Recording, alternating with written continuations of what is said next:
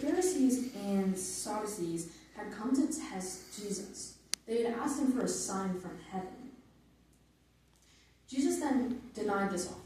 He had said, no matter what sign I were to give you, you would reject me, you would neglect me, and you would even critique it. No matter what sign I give you, you would find every fault in it. He then proceeds to say, an evil and adulterous generation seeks for a sign, but no sign will be given to it except the son of Jonah. This is directly linked and foreshadowing to the resurrection of Christ. As we all know, Jonah had spent 3 days and 3 nights inside the belly of a big fish. This then correlates to Jesus, who will then spend 3 days and 3 nights in the heart of the earth. Now, due to this interaction, Jesus then tells his disciples, be careful, be on guard against the leaven of the Pharisees and Sadducees.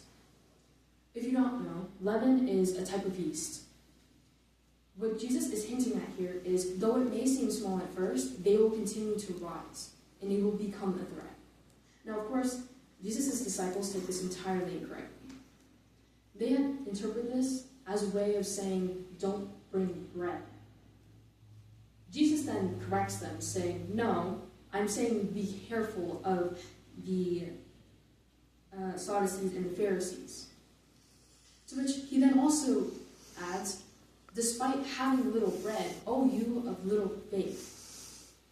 Jesus practically reminds them that he had performed many wonders, times and times again.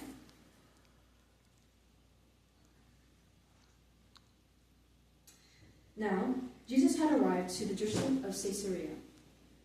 Here, he asked people, who do you believe is the Son of God? Many people replied, John the Baptist, Elijah, or Jeremiah. To which Jesus then turns to look at Simon Peter, who he thinks, He then turns to look at Simon Peter. He asks, who do you believe Jesus to be? He says, I believe you are Christ, the Son of the living God. Mm-hmm. Jesus congratulates him, for he is correct.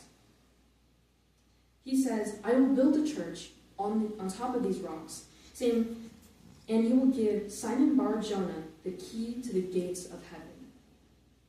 For recognizing Jesus for who he really is.